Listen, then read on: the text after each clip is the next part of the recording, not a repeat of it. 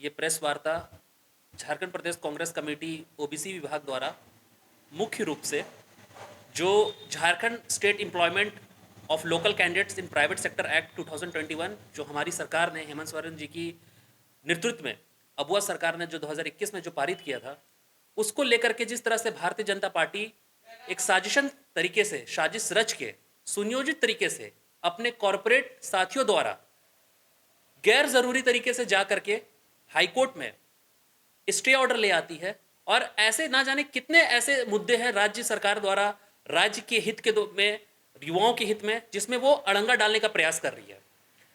जिस तरह से ये कानून एक मील का पत्थर साबित होने वाला था, जिस तरह से ये कानून इस राज्य में पलायन को रोकने वाला था, यहाँ के रोजगार में एक तरह से क्रांति लाने वाली थी, उस कानून को कमजोर करने हेतु भारतीय जनता पार्टी और इसकी जो फांसीवादी ताकतें हैं इसके पीछे, जो बड़े कॉर्पोरेट हाउसेस है, जो नहीं चाहते हैं कि यहाँ के नौजवान युवा यहीं स्थानीय रूप से रोजगार पा सके, वो आगे बढ़ सके, ये राज्य आगे बढ़ सके, यहाँ पर एक खुशहाली का माहौल बने, एक प्रचंड बहुमत के साथ दोबारा हेमंत सोरेन जी के नेतृत्व में इंडिया गठबंधन ने सरकार बनाया है।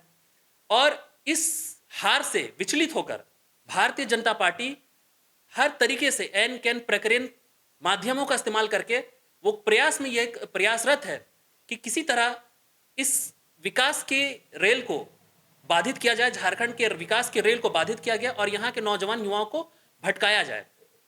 अभी आपने देखा कि कल माननीय उच्च न्यायालय ने एक स्टे ऑर्डर लगा दिया है हमारे इस कानून पर, जो कि झारखंड के स्थानीय युवाओं को सीधे रूप में 75% सीधे रूप में यहाँ के युवाओं को, स्थानीय युवाओं को डायरेक्ट, चाहे वो प्राइवेट कंपनीज होती, चाहे वो प्राइवेट में चल रहे शॉप्स होते, व्यवसाय कर रहे हुए एमएसएमईज होते, और ऐसे shopping complex, shopping malls, PVR cinemas, halls, ऐसे ना जाने कितने उद्योग हैं इस राज्य में जहां पे सीधे तौर पे 75% हमारे स्थानीय युवाओं की भर्ती हो सकती थी। पलायन इस राज्य का बहुत बड़ा मुद्दा है। और अभी हम सबके समक्ष एक खबर आई कि किस तरह से अफ्रीका के एक देश में हमारे 47 झारखंड राज्य के नौजवान साथी वहां फंसे पड़े हुए हैं। तो ये क्यों है? वो कोई 1 लाख की नौकरी करने नहीं गए हैं, वो वही 20,000, 25,000, 30,000 की तनख्वाह पे नौकरी करने गए हैं, वो काम करने गए हैं, मजदूरी करने गए हैं। तो इस तरह से कोई वहां जाके फंस जा रहा है, वहां से हमारे नौजवान युवाओं के जो लाशें वापस आ रही हैं, कॉफिन्स वापस आते हैं, उस लाशों को रोकने के लिए ये कानून इतना मील का पत्थर साबित होने वाला था, उसको रोकने के लिए उसमें प्रयासरत है भारतीय जनता पार्टी। और उन्होंने इस तरीके से एन प्रेन प्रकरण का इस्तेमाल करते हुए लगातार झारखंड के विकास को बाधित करने का प्रयास कर रही है। मैं कहना चाहूंगा कि 75% ये जो स्थानीय युवाओं को रोजगार देने का जो अधिनियम हमने बनाया था, और उसके अंतर्गत ये भी, इसमें ऐसा नहीं था कि सिर्फ कानून बना दिया गया, कानून को इतने सख्ती से पालन करने के लिए इसमें प्रावधान भी डाले गए थे कि अगर कोई संस्थान 10 या 10 से अधिक एम्प्लॉयमेंट रखती है, एम्प्लॉयज को रखती है, तो उन पर ये एकदम स्ट्रिक्टली उनको ये फॉलो करना था कि वो अपनी संस्थान को पंजीकृत करेंगे, अपने संस्थान को पोर्टल पे पंजीकृत करेंगे, और उसके बाद वो ये डिक्लेयर करेंगे, जिला प्रशासन को ये डिक्लेयर करेंगे, एम्प्लॉयमेंट अफसर को ये डिक्लेयर करेंगे कि उनके पास कितने वैकेंसीज खाली हैं, और उसके माध्यम से वो एम्प्लॉयमेंट अफसर से मांगेंगे कि आप हमें बताएं कि आपके जिले में कौन कौन नौजवान युवा हैं जिनको हम लोग अपने फैक्ट्रीज में, अपने कंपनीज में, अपने ऑफिसेज में, अपने शॉपिंग मॉल्स में, अपने कॉम्प्लेक्स में, अपने पीवीआर सिनेमाज में, ऐसे तमाम व्यवसाय है जहां पे हम इनको रख सकते हैं, इनको व्यवसाय, इनको रोजगार का माध्यम उपलब्ध करा सकते हैं। पर भारतीय जनता पार्टी कतई ये नहीं चाहती है। वो चाहती है हिंदू मुस्लिम सामाजिक द्वेष हो, आर्थिक द्वेष हो, मंदिर मस्जिद का मुद्दा बना रहे, देश में अशांति का माहौल बना रहे, देश में हमेशा अराजकता का माहौल बना रहे। झारखंड जैसा राज्य कभी फले फूले नहीं। इन्होंने मोमेंटम झारखंड बनाया था, मोमेंटम झारखंड का क्या दुर्गति हुई थी आप हम सब अच्छी भली बात ही जानते हैं। किस तरह से झारखंड मोमेंटम होने से 3 महीने पहले 200 से अधिक कंपनियों को, फर्जी कंपनियों को खड़ा किया गया, 200 से अधिक फर्जी कंपनी खड़ी की गई, जिसके साथ इन्होंने एमओयू साइन किया था पिछले रघुवर दास की सरकार ने। तो ये साफ दिखलाता है कि ये इन्वेस्टर समिट्स और इन्वेस्टिंग के नाम पर किस तरह से राज्य के युवाओं को ठगने का प्रयास कर रही थी, यहाँ के कोल माइंस को, यहाँ के मिनरल रिच रिसोर्सेज को लूटने का प्रयास कर रही थी, एक एटीएम बैंक बना के रखी हुई थी। और जैसी ये सरकार, हमारी सरकार आती है, इंडिया अलायंस की सरकार आती है, जहां प्रतिबद्धता है, जहां हेमंत सोरेन जी के नेतृत्व में, राहुल गांधी जी के नेतृत्व में हमारी राज्य सरकार एक कानून बनाती है, सशक्त कानून बनाती है, जहां पे हम नौजवान युवाओं को, स्थानीय युवाओं को रोजगार देने का प्रयास करते हैं और बाधित करते हैं उन पे बड़े कॉर्पोरेट हाउसेस को, अडानी जैसे, जो अडानी जो गोड्डा में पावर प्लांट लगा रहा है, ये इन पर सीधे वार था। ये कानून इन जैसे बड़े बड़े व्यवसायियों पर, बड़े बड़े कॉर्पोरेट हाउसेस पर यह वार था कि आपको हर हाल में यहाँ के स्थानीय युवाओं को रखना होगा, हर हाल में यहाँ के स्थानीय युवाओं को रखना होगा। परंतु भारतीय जनता पार्टी उसी तरह से, जिस तरह से इन्होंने सरना कोड का, जो हमारे राज्य सरकार ने अपने विधानसभा से पारित किया था और महामहिम राज्यपाल के पास भेजा था, वहां से उन्होंने गवर्नर हाउस से महामहिम राज्यपाल के माध्यम से उन्होंने उस सरना कोड को वापस भेजने का कार्य किया। वहां उन्होंने अड़ंगा लगाया। उसके बाद उन्होंने 27% ओबीसी आरक्षण पर अड़ंगा लगाया। हमने विधानसभा से उसे भी पारित करके महामहिम राज्यपाल के पास भेजा। वहां उन्होंने रोक लगाया। हर राज्य में, तकरीबन हमारे अड़ोसी पड़ोसी राज्यों में 27% ओबीसी आरक्षण लागू है, पर हमारे झारखंड में सिर्फ 14%, उसे 27% करने का भरपूर प्रयास किया जा रहा है। लगातार यह मांग कई वर्षों से इस राज्य की है कि हमें 27% ओबीसी आरक्षण मिलना ही चाहिए। परंतु यही बात है ना, घुमा फिरा के यही है कि इस राज्य को किस तरीके से हमेशा शोषित किया जा सके, पीछे रखा जा सके, यहाँ के युवाओं को पढ़ने नहीं दिया जाए, यहाँ के युवाओं को रोजगार माध्यम उपलब्ध ना हो, यहाँ के युवाएं पलायन ही करें और वो यहाँ पे आकर के, बाहर से आकर के यहाँ पे अपनी फैक्ट्रियां सेटअप करेंगे, बाहर के कॉर्पोरेट हाउसेज आएंगी, यहाँ वहां बाहर के लोग आएंगे और यहाँ के लोगों का शोषण करेंगे, यहाँ की जमीन पर हथियाएंगे। यहाँ के जल जंगल जमीन का जो एक लड़ाई है, जो हमेशा से हम लोग लड़ते चले आ रहे हैं, उस पर उनका एक सीधा प्रहार है। मैं भारतीय जनता पार्टी के द्वारा जो आप पिछले का इनका जो ये स्टाइल ऑफ वर्किंग आप देखिएगा तो आपको समझ में आ जाएगा, सुनियोजित तरीके से। पहले सरना कोड, फिर 27% ओबीसी आरक्षण और अब ये 75% स्थानीय युवाओं का जो रोजगार का अधिनियम था उस पर रोक लगवाना, ये कहीं ना कहीं भारतीय जनता पार्टी द्वारा एक स्ट्रैटेजी के तहत इस राज्य को विकास की पटरी से डिरेल करने का प्रयास है। देखिए, मैं ये लगातार कांग्रेस पार्टी में हमारे जो राष्ट्र नेतृत्व है और हमारे जो राष्ट्र नेता श्री राहुल गांधी जी इस चीज को लेकर स्ट्रिक्टली एकदम प्रतिबद्ध है कि हमको हर हाल में प्राइवेट सेक्टर्स में भी परमानेंट नौकरियों को स्थापित करना है।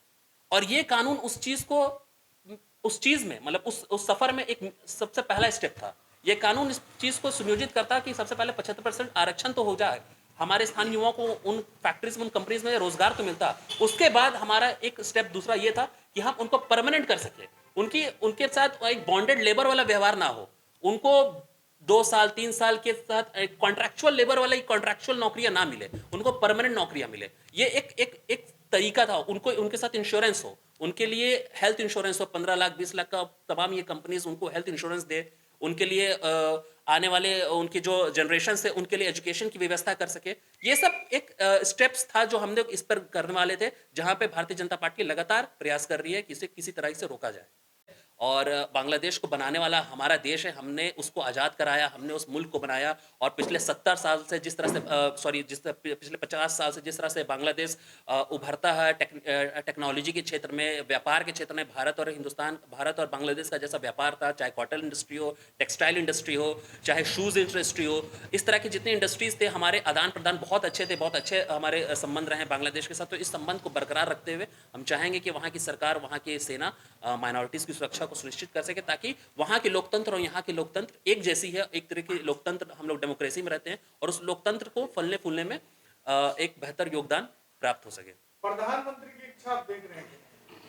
देखिए, प्रधानमंत्री जी, देश के प्रधान यशस्वी प्रधानमंत्री जी, सो कॉल्ड यशस्वी प्रधानमंत्री जी मणिपुर नहीं जाते हैं। मणिपुर में पिछले 2-2.5 साल से आग लगी हुई है। आज भी वहां पे दंगे फसाद हो रहे हैं, आज भी गाड़ियों को जलाया जा रहा है, लोग बेघर हो चुके हैं। प्रधानमंत्री जी के पास पूरा समय है पूरे कैबिनेट मिनिस्टर्स के साथ फिल्म देखने के लिए। वो पार्लियामेंट सेशन के बीच में उठ के पूरे कैबिनेट मिनिस्टर्स के साथ एक मूवी देखने जाते हैं। पता नहीं वो पिक्चर का नाम मुझे नहीं मालूम, बट वो पूरे कैबिनेट्स को लेकर जाते हैं। बट वो कभी अपने पूरे कैबिनेट को लेकर के वो मणिपुर नहीं जाएंगे। वो कभी अपने पूरे कैबिनेट को लेकर झांसी के उस अस्पताल में नहीं जाएंगे जहां पे नवजात शिशुओं को जलकर मौत हो गई। उतने विभत्स जो दृश्य सामने आए थे वो झकझोर देने वाले थे। अगर इस तरह का मतलब हादसा किसी यूरोपियन कंट्रीज में और किसी बाहर के देशों में होता तो सीधे मांग ये उठती कि आप जो भी वहाँ के हेल्थ मिनिस्टर है, जो भी उस राज्य के चीफ मिनिस्टर है, वो सीधे वहाँ पे त्याग पत्र देते। पर भारतीय जनता पार्टी में त्याग नाम का कोई बात ही नहीं होता। मणिपुर आज तक जल ही रहा है, मणिपुर अशांत है, मणिपुर में शांति नहीं हो सकी है। हम चाहे वहाँ सेना लगी हुई है, बीएसएफ लगा हुआ है, सेंट्रल आर्म पुलिस फोर्सेज लगी हुई है, उसके बाद मणिपुर का ये हाल है। तो ये देखा जा सकता है कि भारतीय जनता पार्टी और मोदी सरकार जब राज्य और अपने देश की सुरक्षा करने में असफल है, तो कैसे वो बांग्लादेश और हमारे पड़ोसी राज्यों में जो अशांति फैली हुई है, उस अशांति को दूर करने में कैसे वो किस तरह की फॉरेन पॉलिसी अपना रहे हैं, हम सब भली भांति समझ सकते हैं। देखिए, ये कांग्रेस पार्टी है और कांग्रेस पार्टी हर उस पिछड़े वर्ग के साथ, उस समाज के साथ खड़ी है जो शोषित है। आज हमारे फुटपाथ दुकानदार बोकारो शहर के, चाहे वो चास के हों, चाहे वो सेक्टर के हों, चाहे वो रेलवे की ज़मीन पर हों, वो आज शोषित है हर तरीके से। देखिए, झारखंड सरकार और भारत सरकार दोनों ने झारखंड फेरी वाला एक्ट, एक अधिनियम पारित किया था। ये भी 2012 की बात है। उस फेरी वाले एक्ट के अंतर्गत, हॉकर्स एक्ट के अंतर्गत ये था कि आप सभी देश के तमाम राज्यों में वेंडिंग जोन्स को स्थापित करेंगे, हर डिस्ट्रिक्ट्स में, ठीक है ना। चाहे ये प्रबंधन आज बीएसएल प्रबंधन है, तो इन पर भी ये लागू था कि ये वेंडिंग जोन्स को स्थापित करेंगे, एक टाउन वेंडिंग कमेटी को स्थापित करेंगे, जो कि बीएसएल प्रबंधन ने आज तक नहीं किया। बीएसएल प्रबंधन के पास ना कोई टाउन वेंडिंग कमेटी है, ना टाउन वेंडिंग जोन है। तो शहर में आज आप देश में रोजगार का हाल जान ही रहे हैं। भारतीय जनता पार्टी भाजपा सरकार आने के बाद क्या रोजगार का हाल है। जब देश के प्रधानमंत्री खुद कहते हैं कि पकोड़ा बेचना और चाय तलना, पकोड़ा तलना और चाय बेचना एक रोजगार है, एक बहुत बड़ा रोजगार, तो हमारे युवाओं ने उससे प्रेरित होकर के उन्होंने अपना अपना ठेला लगाया, क्योंकि अपने जीवन यापन करने के लिए कुछ तो करना होगा। तो छोटा सा स्टॉल लगाकर कोई अगर चाय बेच रहा है और समाज में और जिले में एक अपनी उपस्थिति दर्ज करते हुए लोगों को कुछ सुविधाएं उपलब्ध करा रहा है, चिकन बेच रहा है, मटन चक्का पंचर, चाय दुकान, ऐसे तमाम सुविधाओं को जो उपलब्ध कराने का जो देखिए बैकबोन है। जो हॉकर्स होते हैं ना, वो बैकबोन होते हैं किसी भी शहर के। आज हम सब्जी खरीदने जाते हैं, दूध खरीदने जाते हैं, हम हॉकर से ही लेते हैं। न्यूज़पेपर फेंकने वाला जो आता है, हम हॉकर से खरीदते हैं, फेरी वाले से, दुकानदारों से लेते हैं। हम समोसा, चाय, चाट, पकौड़ा जो कुछ लेते हैं, हम इन दुकान स्टॉलों से लेते हैं, जो कि सस्ते दर पे हमें सुविधाएं उपलब्ध कराती हैं।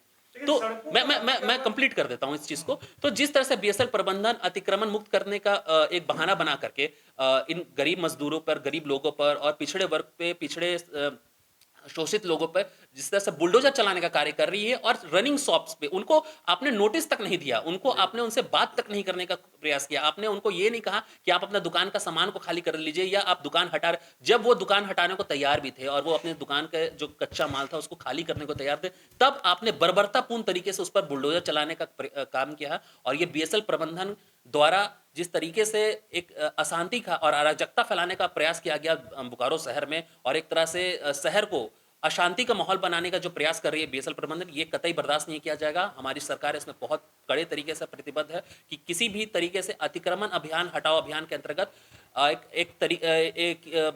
ये बीएसएल प्रबंधन की किसी भी साजिश को हम लोग पूर्ण नहीं होने देंगे। पहले आप टाउन वेंडिंग कमेटी को गठित करिए, टाउन वेंडिंग जोन्स को आप गठित करिए। आप पहले सुनिश्चित करिए कि कैसे, कहाँ पे इनके निबंधन कराइए, इनका सर्वे कराइए, इनके कंडीशंस क्या हैं, उस सबको देखिए। राज्य सरकार इसमें प्रतिबद्ध, हमने इसमें कानून भी बनाया हुआ है। आप उस कानून के माध्यम से आइए, वरना उसी कानून का इस्तेमाल करके हम आप तक भी पहुंच सकते हैं और आपको भी गिरफ्त में ले सकते हैं।